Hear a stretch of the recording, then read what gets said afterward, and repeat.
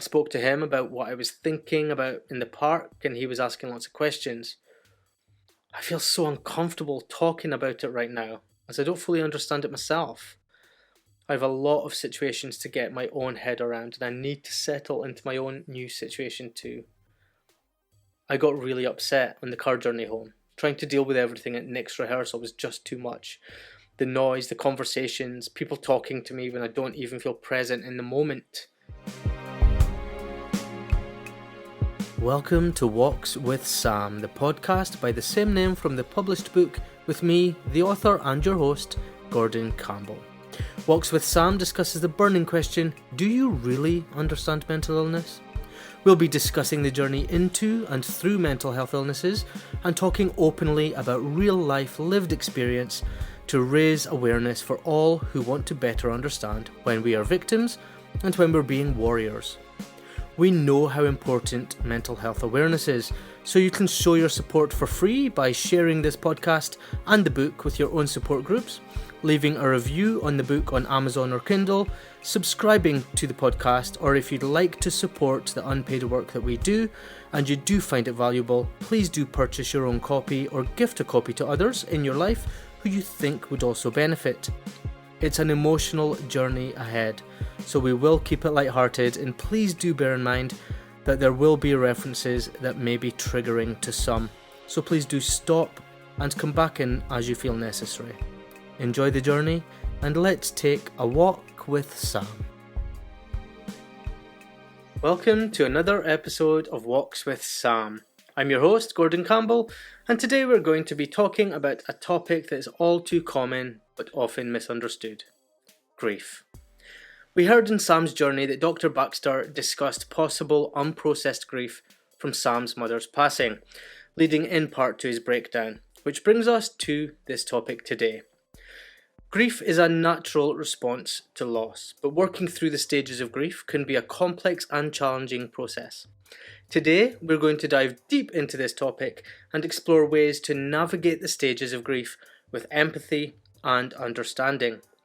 Before we get started, I want to take a moment to acknowledge that grief looks different to everyone. There is no right or wrong way to grieve, and it is important to give yourself grace and compassion as you navigate this journey. Whether you're grieving the loss of a loved one, a job, a relationship, or a dream, know that you are not alone. As discussed in previous episodes, support is always available if needed. With that in mind, let's begin by exploring the 5 stages of grief as outlined by Swiss psychiatrist Elizabeth Kubler-Ross in her book on death and dying.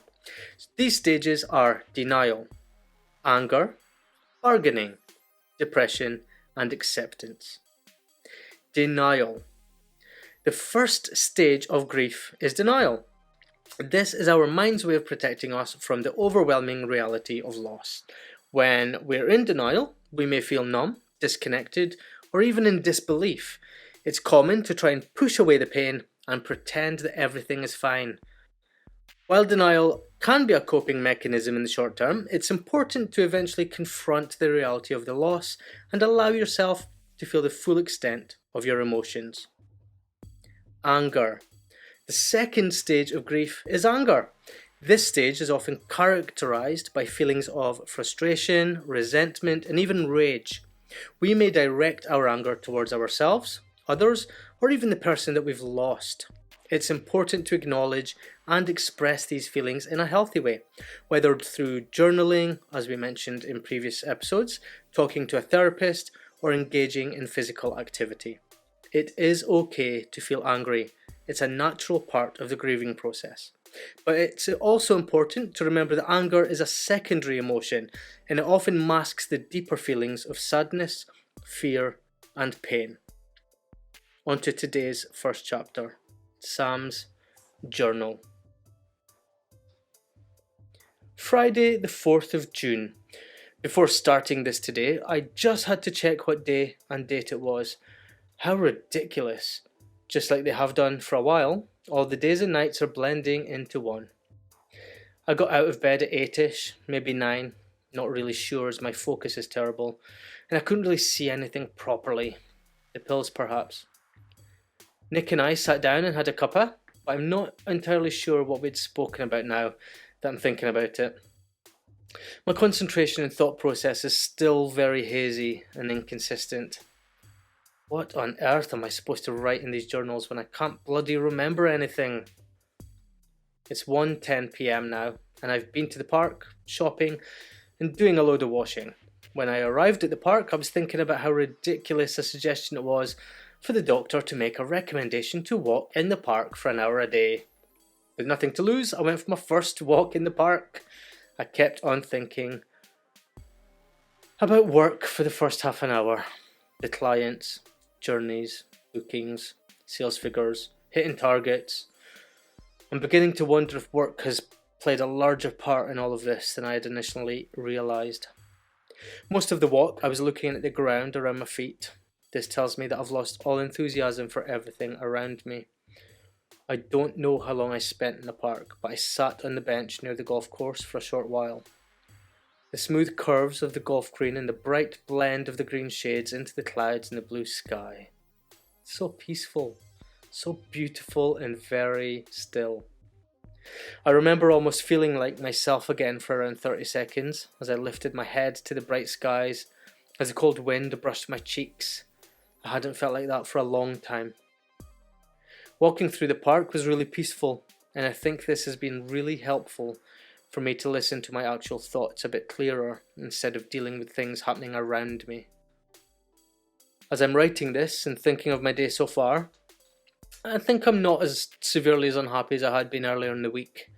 Shopping was a bit of a blur, usual shops, usual food, same lists and autopilot engaged, so it's as if it never really happened.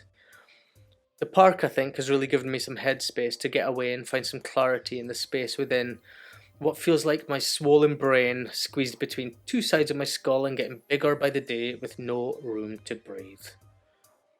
It's now 1:30 p.m. I'm tired and still not hungry. Most of the afternoon has been spent looking at the walls and floor whilst the workmen were fitting the new windows. There was a horrible knotted feeling in my stomach while these strangers were in the house and I was supposed to be present in case they needed anything. Not ideal. In fact, it was horrible and I hated every moment of it. Then Nick came home at 3:30 p.m. We watched some television whilst we talked a bit more than we have done this week, but we didn't speak in depth about anything. 12:30 a.m. We've just got home from Nick's rehearsal at Donna's house. It was very loud and like I'd gone from one extreme to the other after my peaceful morning and afternoon. Maybe getting out for the night was better than staying home for another night, but deep down I didn't want to go. Nick wanted me to attend with him because he was worried about me and I didn't want to be alone. I didn't want to worry him, so I went to make him feel better. I wish I'd stayed home. I spoke briefly to everyone during the night and Pete was talking to me about what had happened to me. I spoke to him about what I was thinking about in the park and he was asking lots of questions. I feel so uncomfortable talking about it right now as I don't fully understand it myself. I have a lot of situations to get my own head around and I need to settle into my own new situation too. I got really upset on the car journey home. Trying to deal with everything at Nick's rehearsal was just too much. The noise, the conversations, people talking to me when I don't even feel present in the moment. I spent most of the night zoned out in life. I feel like such a victim to this illness when it doesn't even feel like an illness. I don't feel anything. I'm struggling so much with days and dates. I have no accurate or real concept of what day I'm even on, regardless of how many times I check. I really need to come to terms with all of this. Saturday, 5th of June. How is it only 11:45 a.m? I only woke up at 10:30 and it feels like I've been awake for at least 5 hours. This seems to be the norm now. Life is going very slow. Minutes are feeling like hours. The brain seems to process everything at snail speed and I seem to be watching everything happening at snail's pace to match. I didn't want to get up and face the day again. The puffiness around my eyes bulges constantly and it really hurts. the pounding in the temples of my head, reminding me that there's a headache behind the pain in my eyeballs. I cried again last night. Nick started talking to me about how happy I was feeling and telling me that I needed to try to smile more. And I could think about how I was unhappy, and I actually was feeling this situation was not only reminding me that I've not felt happy for quite some time. I cried myself to sleep. Pain. Nick and I took a drive to his parents' caravan this afternoon. We arrived at around 12:30 p.m. On the way, we stopped off at Kidderminster to go into a couple of shops, specifically Matalan and Range. As Nick parked the car, my chest was tightening and I started to dread the very idea of being anywhere else but in the quiet personal space of Nick's car. Deep breath. And go. The smothering feeling of the clothes rails, long, overcrowded wooden shelves of bags leering over me, and the sounds of chitter-chatter and laughter. Parents shouting at their kids to stop touching that, wives calling across the shop floor for their husbands to come and try on this pair, babe. Distant sounds of multiple conversations, barely audible to most, were actually piercing through my head and brain like a hot skewer through a solid bulk of flesh in a takeaway. Burning and sizzling, obliterating cell by cell in its path, and it slides effortlessly through to burst out the opposing exit point. Wounded instantly. Safe to say, I was completely uncomfortable with a stop off and found no enjoyment in it whatsoever. Nick had said earlier, it'll be nice to get a change of scenery. No, Nick, it wasn't nice for me at all. Being out and about today gave me the sensation once again that I'm outside myself, watching life happen to me again. Every so often, regaining focus and being part of my life again for the odd 30 seconds here and there. I haven't really been connected to any conversations that Nick's family have tried to include me in today. My mind would jolt in and out, the unexpected reaction to one question and then an answer to another. Depending on what was being spoken about, I had to let my own mind lead my participation. At times they would ask me a question, and my own thought process still didn't function properly, and I could be aware that I was being spoken to, but not be able to answer, so I'd just say, I don't know, rather than something along the lines of, sorry, I can't talk to you right now. It's too difficult to explain to people what this is actually like. And it's getting more difficult to deal with people's reactions the more I become aware of my surroundings. I felt today that everyone was looking at me weird and judging me. They all know what happened this week. I think I may be getting more paranoid about things. Maybe this is the start of me feeling something again. I've generally had a nice relaxing day today at the caravan site. It's taken a lot of energy and focus out of me to try and stay composed with the family around. I don't think they know what this is like, and I'm now feeling so drained and tired from all the conversations. Walking through the site was calming, getting some fresh air. I'm still looking at the ground quite a lot, and my eyes don't seem to be able to just look at one thing for a very long time, as if I'm agitated about looking at things. The world around me is still hazy, and I'm not concentrating very well, or much either. I don't feel anything about things that are happening around me, like I don't care at all about anything, ever. I just really want to be myself again, and knowing that I'm not is hurting me so much more than I can actually tell anyone. Tears. End Sam's journal. Bargaining. The third stage of grief is bargaining. During this stage, we may find ourselves making deals with a higher power, wishing we could turn back time or trying to negotiate the terms of our loss. We may experience feelings of guilt, regret, or what-ifs. While it is normal to seek ways to regain control in the face of loss, it is also important to recognise that bargaining is often a form of magical thinking that can prolong the grieving process. It's important to find healthy ways to cope with these feelings and let go of the need to bargain. Depression. The fourth stage of grief is depression. This stage is often characterized by the feelings of sadness, hopelessness, despair. We might withdraw from others, lose interest in activities that we once enjoyed, struggle to find the meaning in life. Depression is a natural response to loss, and it is important to seek support from loved ones, friends, or mental health professionals if you're feeling overwhelmed. Remember, it's okay to not be okay. Depression is a valid and important part of the grieving process. It's a signal that you need time to heal and process your emotions. Acceptance. The fifth and final stage of grief is acceptance. This stage is often misunderstood as a feeling of closure or moving on, when in reality, acceptance is about making peace with the reality of the loss and finding a sense of meaning and purpose in life. Acceptance doesn't mean that we forget about the loved ones or the past, but rather that we integrate the loss into our lives and we find a way to move forward and hope and resilience.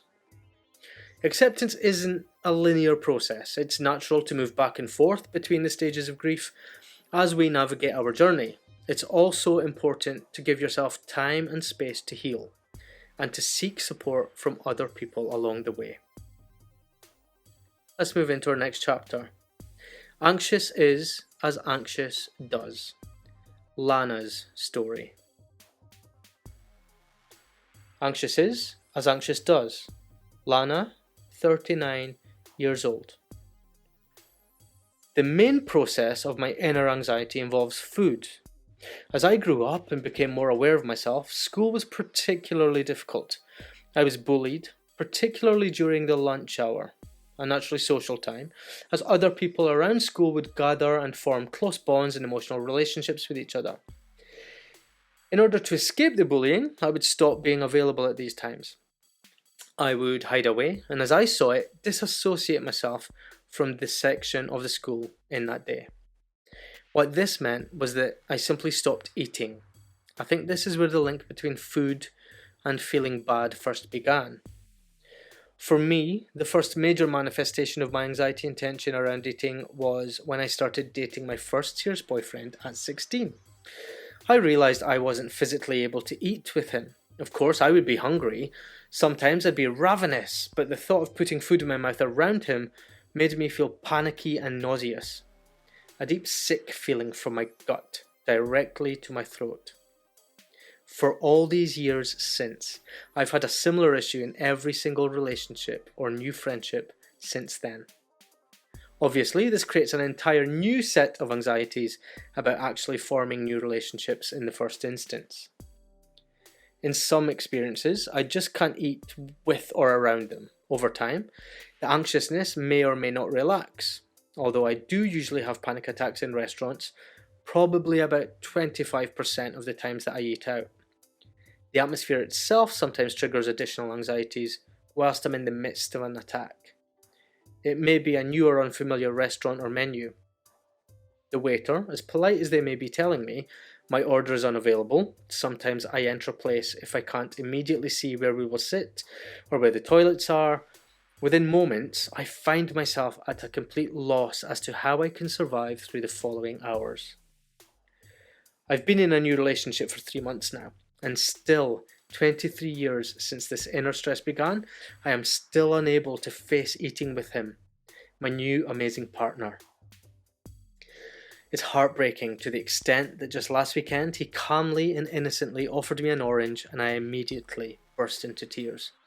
Yes, it is a testing situation, and I don't want to be like this in any new relationship. However, I've done my best to explain to him as I have done with others before him too. Over the years, I've learnt to recognise oncoming signs of an anxiety attack. I can assess the pressures within me and as a result can sometimes, but not always, use some strategies to distract or calm myself by maybe going to the toilet, where I can take a minute in silence to clear my head and rationalise the feelings within me. Sometimes, in a more confident company, I can tackle these at the table by putting the menu down for a minute and focusing on breathing techniques, whilst others around me continue with their conversations. These prove really helpful, and I never feel the need to make an issue out of it whilst I'm calming down.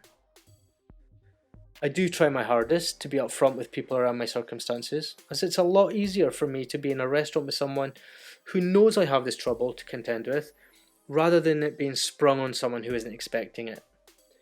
I know some people can struggle to understand my difficulty in an environment they have been fine with for their whole life, which causes them to constantly watch and wonder if I'm doing something strange. So I always find it best to be clear about it, then I don't feel as anxious about their actions as well as my own. End chapter. So as we've discussed in this episode, grief is a complex and multifaceted experience. It's normal to feel a wide range of emotions as you work through those stages of grief. So remember to be gentle with yourself, seek support from others, and allow yourself to feel the process of your emotions in your own time. Thank you all for listening to this episode of Walks with Sam. If you found this episode helpful, please consider sharing it with a friend or leaving a review on Amazon for the book. We will see you next time. Take care and look after yourself and others.